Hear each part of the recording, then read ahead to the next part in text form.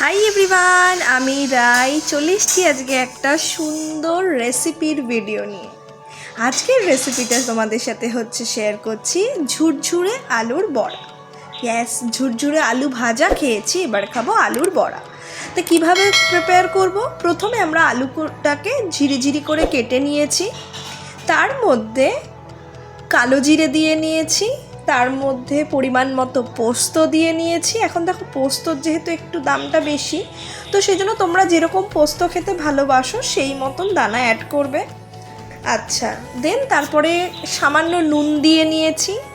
এবারে আমরা তারপরে দিয়ে দিলাম চালের গুঁড়ো। চালের গুঁড়ো অনেকেই খেতে ভালোবাসো, অনেকে ভালোবাসো না, তার জায়গায় তোমরা বেকিং সোডাও ইউজ করতে পারো। তারপরে আমরা দিয়ে নিলাম বেসন। জানোই তো বেসন দিলে কতটা মচমচে হয়, তাই না? জিনিসটা ফোলে ভালো।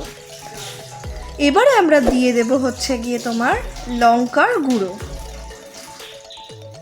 লঙ্কার গুঁড়ো দেওয়ার পরে আমরা জিনিসটাকে ভালো করে মিক্স করে নেব।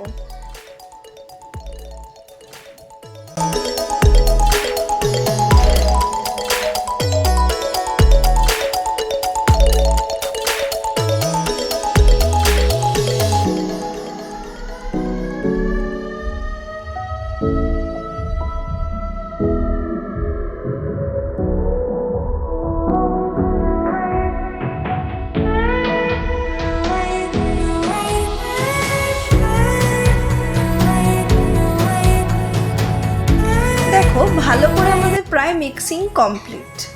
এবার যদি তোমাদের মনে হয় যে একটুখানি আমরা বেসন অ্যাড করলে ভালো লাগবে, তো অ্যাড করতে পারো। এবারে আমরা চলে এলাম, ছাঁকা তেল আমরা গরম বসিয়ে দিয়েছি, দিয়ে একটা করে বড়া আমরা ভেজে নিলাম। তো বড়া ভেজে নেওয়ার পরে এটা তোমরা বিকেলে স্ন্যাক্স হিসেবেও খেতে পারো। আমরা এটা মেনলি খেয়েছিলাম খিচুড়ির সাথে, তো খিচুড়ির ব্লগটাও আমি খুব তাড়াতাড়ি নিয়ে আসছি। তো তার সাথে আমরা এটা খেয়েছিলাম। খিচুড়ির সাথে আমরা পাঁপড় ভাজাও তো খাই কি, তাই তো? কিন্তু এবার একটু অন্য রকম খেলাম, আমাদের তো ভালোই লেগেছে। তোমরা করে টেস্ট করে খেয়ে দেখো তো তোমাদেরকে এরকম লাগে বিকেলে স্ন্যাক্স বা খিচুড়ির সাথে। হোপফুলি তোমাদের এই শর্ট ব্লগটা ভালো লেগেছে, রেসিপিটাও ভালো লেগেছে। কীরকম লাগলো জানাতে ভুলো না। দেখা হবে পরের ব্লগে। ততক্ষণের জন্য সবাই খুব ভালো থেকো, সুস্থ থেকো, সবাইকে নিয়ে অনেক আনন্দ করো।